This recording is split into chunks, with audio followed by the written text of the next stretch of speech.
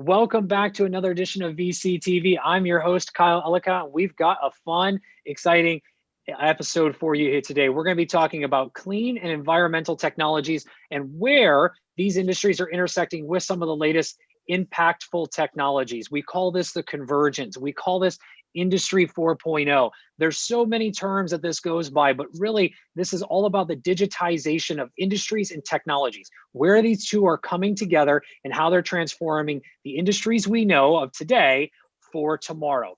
And 2020 has proven to be this foundational transformative year for technologies and industry.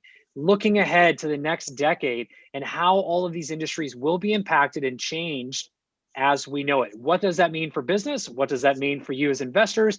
And what does that mean for the opportunities for all included in this? That's what we're here for on VC TV. That's what we're going to talk about. And we have an exciting company that will be sharing what they're also working on in this space, in addition to our investors who have come from around the world to share their thoughts and insights with us. And a big thank you to you, our audience, for tuning in. If you like what you hear, make sure you click that big red subscribe button right down there in the corner, and definitely reach out as investors if you'd like to be on a show like today to share your thoughts and insights around technologies, industries, and regions around the world.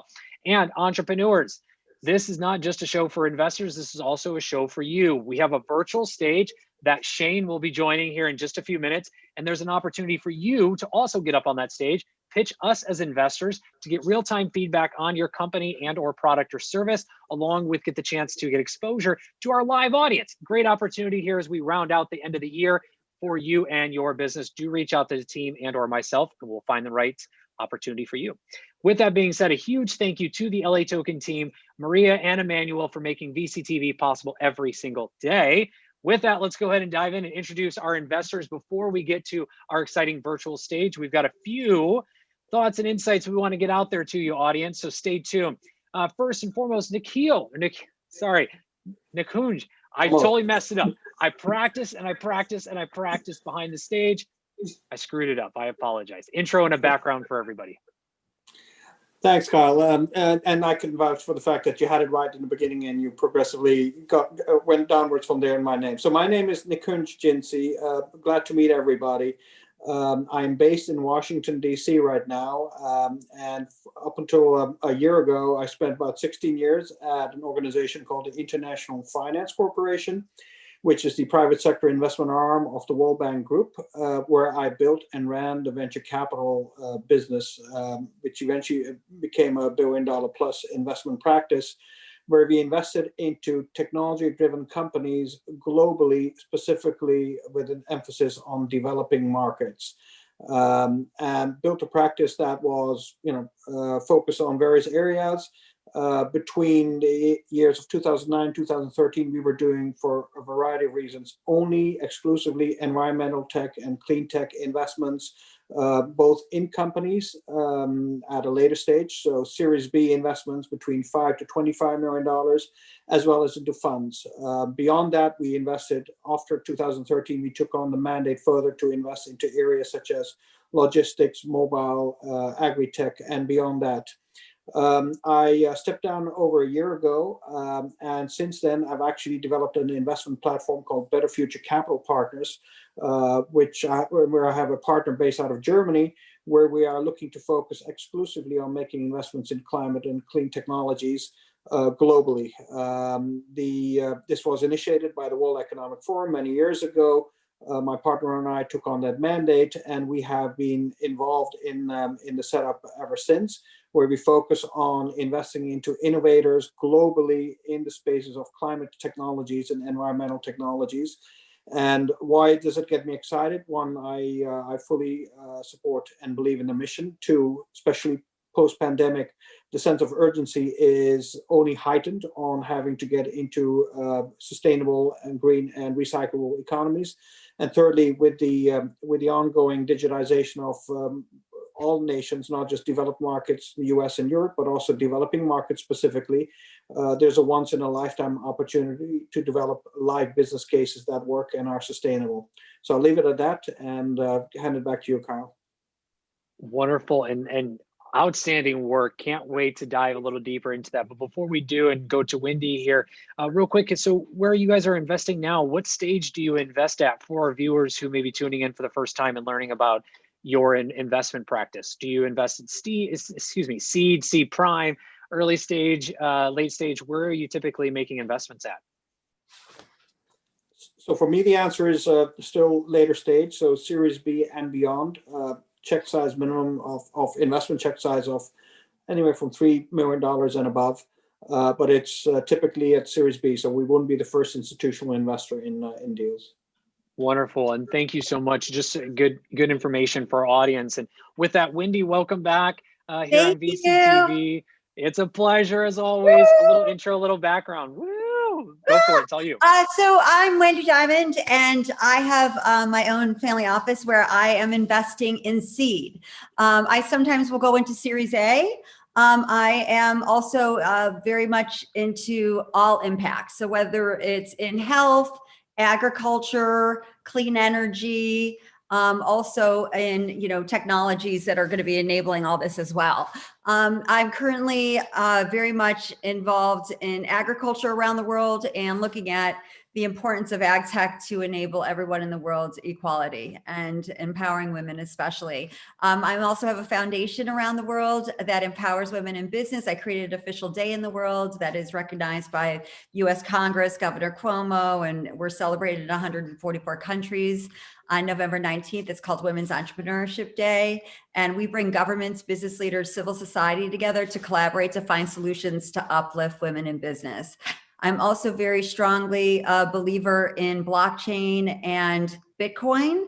Looking at, I'm invested in a bunch of funds that are in that space, looking at how Bitcoin is going to revolutionize a lot of the countries like Botswana, Zimbabwe, Venezuela that have high inflation, and looking at the importance this will have and the impact it'll have on people and that are unbanked in this world. So thank you for having me.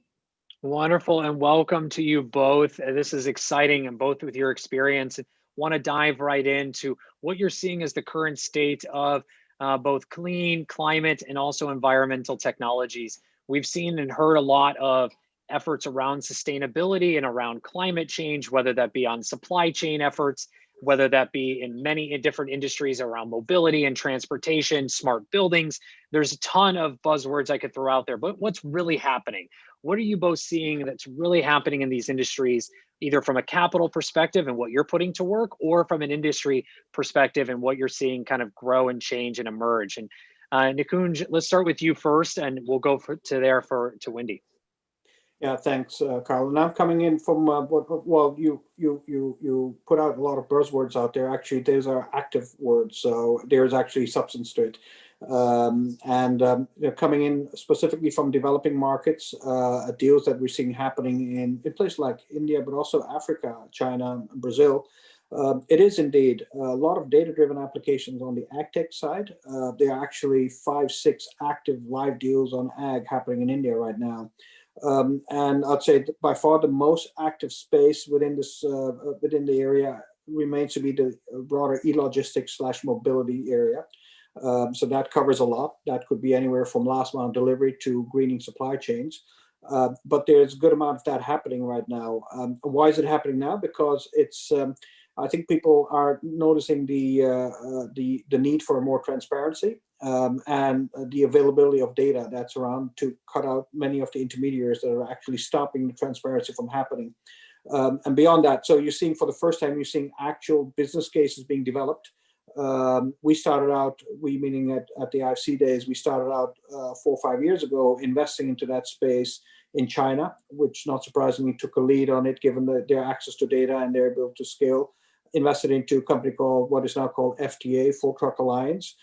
Subsequently moved on to invest into that area into a company called Blackbuck in India, and subsequently moved on to looking at areas like Brazil and even Nigeria. And in Brazil, we invested into Logi, which is a last mile delivery play initially out of Sao Paulo, but moved on to other metros.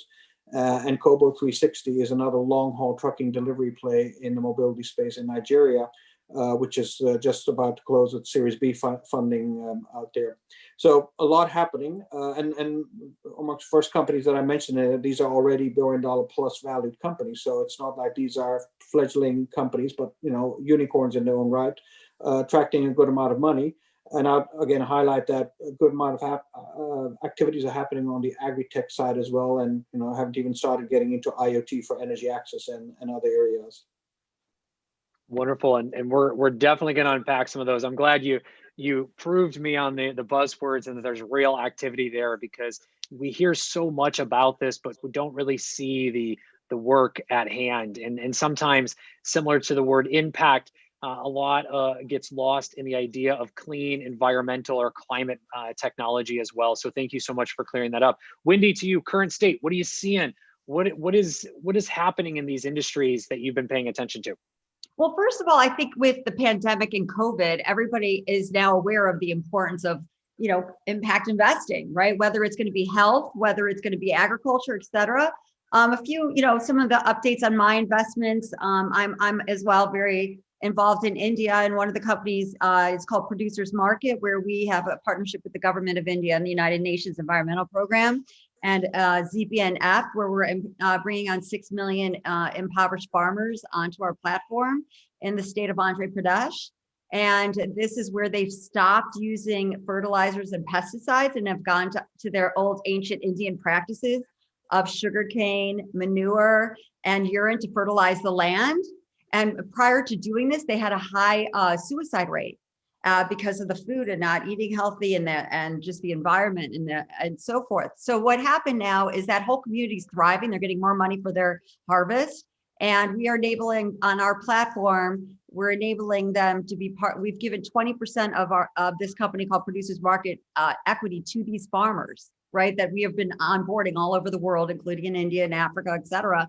And what we're doing with that is bringing storytelling to the actual supply chain. So we've now got a partnership with IBM that we just closed. And so with IBM's Food Trust, so that's now we're partners with Carrefour and Walmart, and you're going to be seeing in about a year from now when you scan the barcode, the actual farmer in India, in Andhra Pradesh, who has 1 hectare of land, who is sharing a mobile phone as part of the self-help group with the government. And you're going to be able to follow her on Instagram and be able to see exactly the trajectory of the whole supply chain. And so what I think is you're going to see in the future is we're going to be able to go in, and we also have a partnership with a lot of restaurants right now with the whole seafood initiative, where you're going to be able to go to a restaurant, scan the menu, and be able to see where this food is from. And I think that's what the future is. Everybody wants to know what they're eating. Everyone realizes the importance of food in your life and to keep you healthy, right? And so I think, looking at that is a very important thing. Another investment that I just actually went into last week is a new company called GrowPro. And GrowPro is actually, they have the technology from LG that was shelved like 10 years ago, right? And it is the most organic and healthiest pesticides in the world.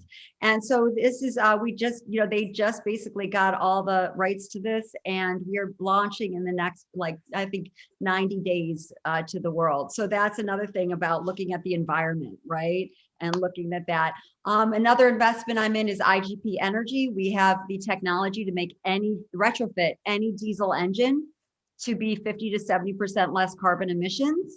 So when you're looking at trucks and you're looking at the ocean and you're looking at the effect of this carbon, it's really important to invest in companies that have technologies that are going to make this, the environment in the world a better place. So those are pretty much mine. I'm also in a few other ones that are a little more riskier, because I'm a seed investor. So I have to, I'm not, I don't have the B capacity for B. And I just really want to make the world a better place. So supporting entrepreneurs on that level. This is great. I mean, you're both in so many different areas that are so encompassing of this, and focusing on supply chains. We recently spoke here on VCTV about those climate first, or those climate sensitive supply chains, and how supply chains are starting to be adjusted for it. Wendy, you called it out in terms of 2020 and the digitization, thanks to the beginning of the year and where things started and where things are today. We've seen that as a really big, impactful focus. And Nikunj, you mentioned this around just that need of transparency more than ever, where it's at the corporate level, corporate governance level, or it's at our level of enterprise, or excuse me, consumers, that we're also willing to pay more for products that may be sustainably made, that may be transparent, that we can see where those have come from. And we're seeing that in consumer goods that may transition into foods as well. But with that being said, where are you both seeing the areas of opportunity that people may be forgetting about? Where are the gaps in these areas that people should be paying attention to and either making their bets as investors, or as entrepreneurs? And Nikunj, let's start with you. I think it's we're past the point where people are looking at cool pizza delivery services as last mile plays, but are really looking at the broader enterprise areas. And for me, the opportunities remain into areas that actually where you use technology or technology enabled solutions to solve underlying problems. So you heard me talk earlier about agri-tech and the fact that there are solutions out there for smallholder farmers in which you're looking at digitizing their crop and inventory and the whole supply chain, if you will. So there's a company called Crop in India that does that specifically, and looking at that. And once you've done that, transparency not just for us to be able to track and trace, but really it's about bringing down the cost of goods and services and being more efficient in delivery of final services towards either the intermediary to the markets or to the end user. And once you've done that and you got the data, the beauty is that with that, you are able to collect data on people who have no credit or no credit history, but gradually will be building up that credit worthiness. And with that, you could develop financial markets products and financial technology products that were unheard of for people that were not banked in these areas. So I think that is the key point, to look at providing data and actually developing business cases for unbanked folks, that business cases being viable, commercially viable business cases for unbanked folks in remote areas, smallholder farmers in India being one of them, but we're also quite active in sub-Saharan Africa as well as in Southeast Asia, where you find numerous cases in that matter. Well, another area we've started to see some activity around that is also Latin America, and specifically around Mexico. We've got a rising middle class there, unlike we've seen historically throughout Mexico and again, Latin America as a whole. And there's a number of business cases on the enterprise side starting to pop up around this. So you're absolutely right on that. And to Wendy, same question to you, areas of opportunities and gaps, where are you seeing them exist that people should be paying attention to now more than ever? Right. I am very excited to say, what you've seen right now in the recent announcements of blockchain, right? And Bitcoin. And I'm going to go back to that because I think there's a lot of skepticism about what the importance of that is. And when you see JP Morgan this past week saying, that we do believe in it now after having that, the chairman saying, no, right? And so I think when you think about just the future, I think it's a very exciting time that you have like traceability, transparency, right, through blockchain that's going to enable people to really have a better understanding and really have of what they're eating and what they're consuming and all of the supply chains. So I think, looking at the future and then looking at, what I'm personally, investing in is really looking at how the impact that these are going to have on, everything that we are dealing with, and especially like health, right? Because when you're thinking about, all the discrepancies of what's going on in the health system right now and understanding that, I think it's really hard for people. Sorry about that. So that's what I would say, looking at, just some of the interesting tokenizations of what's happening in the crypto market, and understanding all of that is going to be the future of all my investing right now. And I just basically got out of the dollar and I've put into 3 funds and about 3 months ago, I got out of all equities and I've got out and I put it into funds that are focused on blockchain and of course, Bitcoin. Wonderful. And I think it's again, echoing of the future of the unbanked and where those opportunities are in financial inclusion as well, which plays a bigger role in impact and sustainability. So let's Shane, we're going to switch over to you here for just a moment. So thank you both. So Shane is actually here to share with us a little bit about what he's working on. So Shane is on our virtual stage in just a moment. He's going to have 5 minutes to pitch all of us, and I've got the timer. So he's definitely going to have 5 minutes for those that have been tuning in. And Shane, we'll start the clock here in just a second. And again, we'll let you take the lead, share a little bit about what you're building, and we'll give you some feedback in return. And then we'll go back to our investors here for 1 or 2 more last questions before we wrap. So with that said, Shane, the floor is yours. Thank you very much, Kyle. Guys, my name is Shane Brett, and I'm the CEO of Greenheart Punt, which is a new sustainable DeFi token that's brought to you from a company called Greenheart CBD. And we are based in Ireland, and we're one of Europe's leading licensed CBD producers. We're about to start our pre-sale of our IEO on the token on the 1st of November. We have some great bonuses available for early contributors. And crucially, we're backing our token up by 1,000 litres of our already produced CBD oil here in Ireland. So guys, what's the problem in the CBD industry today? Well, there are multiple issues, but essentially CBD users face excessive payment and processing fees when they try and actually buy the oil and different CBD products. There's a lack of really licensed CBD producers globally, and many of the products in the market are undifferentiated. And we really wanted to use cutting edge technology like artificial intelligence, drones, now blockchain, and big data analytics really to revolutionize the CBD world. And of course, to date, there's no standard CBD token throughout the industry.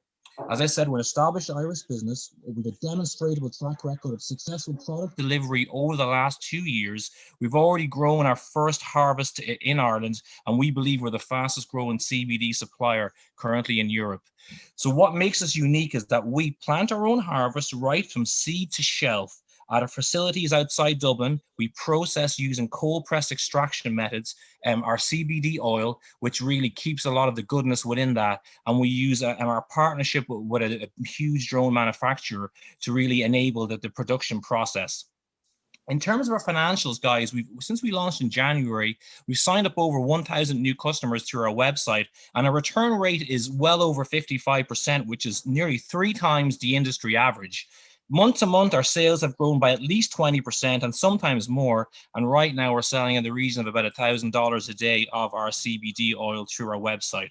And crucially, the company is completely self-funded, bootstrapped, no external investors, no debt. We've never looked for external funding before now. And based on our harvest last year, we've over $12 million of CBD already produced at our secure facility in outside Dublin. So the guys, the timing is really, really good. You know, there's certainly issues with payment processing. There's traceability issues that blockchain can really help with. We believe data collection could be better. But in terms of a market opportunity in a really dark retail industry globally, CBD is one of the really, bright lights there that can really enable and help people's lives, and is growing quickly. And that is the reason why we're launching our punt token at a starting price of 10 cents on the LATOKEN exchange, which will be used by our token holders to access our full range of Greenheart CBD products at the greatest available discounts, as well as some of our partner products, which will be available on our new dApps marketplace that we've built and are launching shortly. In terms of our token economics, we're minting 1 billion tokens, 20% of which will be released in each of the next 5 years. And crucially, each year, we are backing that up with 1,000 litres of our Greenheart CBD oil, which is a retail value of approximately $4 million. And we are ensuring that 1,000 litres for $4 million to protect our investors and project contributors. As I mentioned, the project goes live on November the 1st, and we have some great bonuses each week from 50% down to 20% for early contributors. And we're really excited about our going live on December the 1st on the LATOKEN exchange. We've got a hugely detailed use of funds and roadmap in our white paper and deck, but just to summarize some of that, we're aiming to raise up to $4 million, half of which will build what we call our innovation hub, which is buying land here in Ireland for our next harvest of CBD crop, as well as building a decortication plant and also moving into new product lines like edibles, for example, popcorn, which we've already prototyped, and some creams and balm made with hemp and CBD as well as launching some new technology. Myself, Shane Brett, I have 25 years in business. I've written 3 books, and I launched a blockchain startup that raised $3.5 million successfully from VC investors in the US and America. I've been on Forbes and in Reuters. Paul Walsh is our co-founder, and he is a visionary behind the whole business, along with his partner, Mark, who's a serial entrepreneur with over a decade's experience running multiple successful retail companies. We have a world-class team of financial financial of project advisors, from crypto and commodities to design and social media, even including from big companies like Square. We've been featured in Vogue actually recently over the summer in the UK and at the World CBD Awards. So we've had some really good coverage this year, and our customers love our product. If you check out our website, we've over 50 5-star reviews. So guys, that's our project. I'd love to answer any questions you guys might have. Perfect timing, Shane. I didn't have to cut you off. You hit the mark perfectly. Thank you so much. We're going to go ahead and switch over to Wendy and Nikunj to ask any questions to you. So Wendy, let's start with you. Any questions for Shane and what he's put together? Shane, thank you. Nice to meet you. You as well, Shane. So question, where are all your consumers and how many total do you have? And is it direct to consumer, or are you also in retail? So we're just to answer those pieces of your question. So it's been global, but we've had a lot of coverage here in Ireland. So it's been in Ireland and the UK initially, and we're in discussions with 2 major distribution channels for the US market for our CBD products. So one of the challenges, quite frankly, we have is we've produced certainly well over $12 million worth of oil that we have securely sealed, but we need to raise funds to run through the distribution cycle from a sales and marketing perspective, which is one of the main reasons we're pushing ahead with this token raise right now. Shane, thanks so much for your intro. And I know it's very hard to do this in 5 minutes. It's close to inhumane, I'd imagine. So lots of questions. When this project started, what was the problem you were looking to solve for? What was the disruption you were looking to, or the innovation or the efficiency you were trying to address specifically? Well, here in Ireland, like agriculture and the sustainability of really our fantastic environment that we have on this island had really been, we felt, put at jeopardy, because farmers were really finding it difficult to find both a suitable crop for the land in terms of a circular economy, but also one that could be profitable and at the same time would be non-destructive and also positive for the environment. So Paul Walsh, my co-founder in particular, has a long history in sustainability and was extremely passionate about agriculture, and literally we had to apply for licenses in Ireland to get the approval to grow the first round of crop last summer. So essentially before that, there was no other licensed CBD producer here in the country. And when we have some of the best agricultural land in the world, it's an awful waste really, and it hasn't been taken advantage of. So our view is that this is win-win-win. So win for us as a company, win for farmers who can help produce it, and also win for our customers in terms of the benefits that CBD will bring to them as consumers of our product. So two follow-up questions to that. So thanks for that, Shane. One is, you have also other application like palm oil, for example, which has an adverse effect on arable land and has that problem of recyclability, which you undoubtedly know. So I take it CBD does not have it, and it's are we talking about once a year crop or twice a year harvesting? It can. Sorry, go on. Go ahead, please. I was going to say it can be twice a year. We've only had one. Basically, because we bootstrapped the company, we kind of put all our money together and we did one harvest last summer. But it is possible in Ireland to have 2 harvests. And what we're really trying to do is we'll have what we call a circular economy. So we have the seed to shelf right from the actual harvest in terms of the planting, the processing, and the cold press to keep all those good juices and inside the CBD product. But what we're missing right now is the payment end of it. People outside of Ireland and the UK and different countries, to go back to Wendy's question, have had problems paying for the products. And we've signed a partnership with a company called LumiPay over the last week to help with that. But really, the token piece at the end of the cycle, if you like, is what we've been missing to date. Okay. And then the other question is, unit economics at a higher level. Could you mention something about that? Because that's generally the challenge with these kind of plays, right? So where you are producing something of value, but from a unit economics perspective, get to scalable part.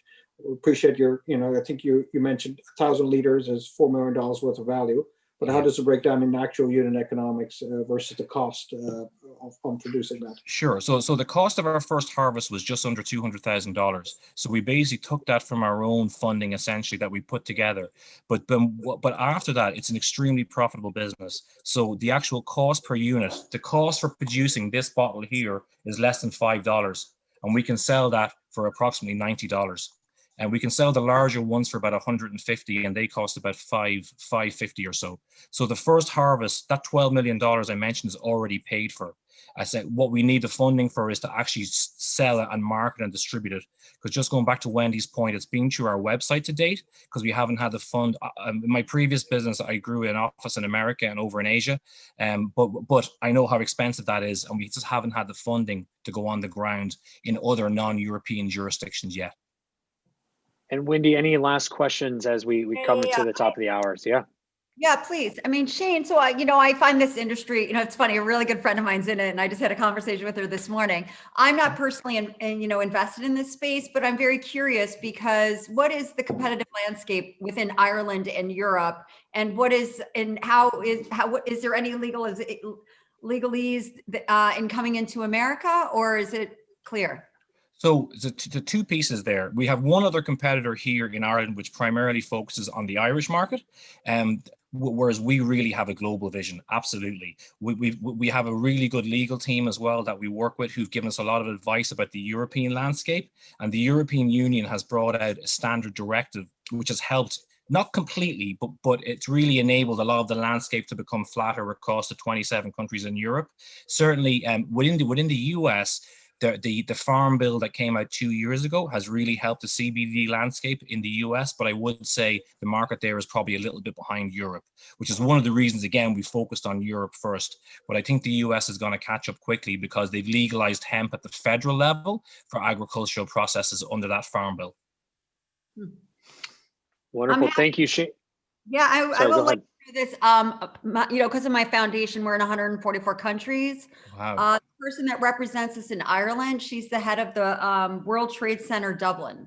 No way. And so deals with the whole thing. So I'm happy to connect you with her. Oh, thank you so much. That would be great. Thank you. Wonderful. Thank you so much, guys. Shane, we'll make sure you get connected. We're going to pause with you, though, for just a moment. We are at the top of the hour. So, Shane, you are going to come back in just a few minutes. So don't go anywhere. Stay right there. So we are at the top of the hour. I want to make sure both of you get closing thoughts in as to where things are going. When it comes to investing in these areas, there's a lot that goes into it. They're not traditional, always tech-based investments. So the diligence process can be a little bit different around clean, environmental, and climate-based companies. So I'd love to hear in your closing thoughts, advice that you have for those looking to diligence their first investments or investments ongoing in these industries.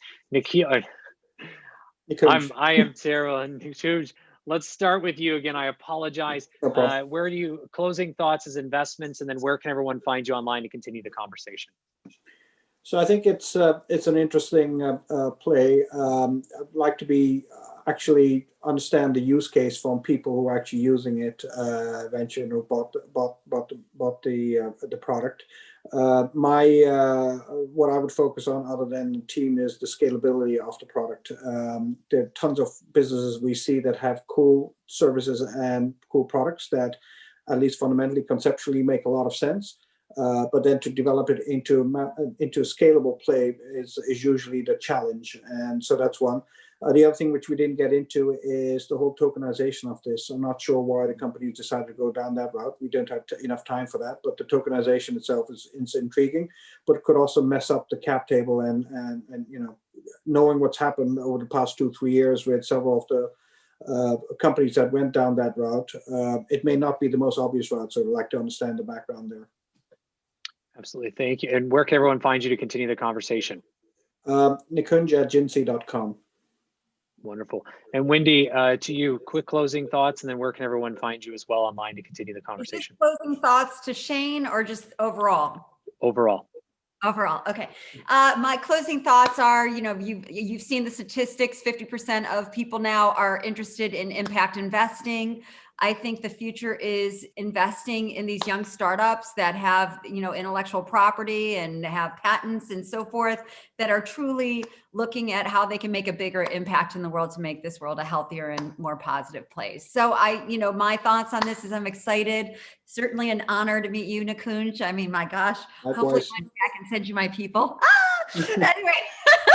And, I love the CBD space because I love what it's doing for, mental health, as well as everything in this world, in the health way. And so, my hopes are that we can all, look at this as the impact investing as the first way to invest.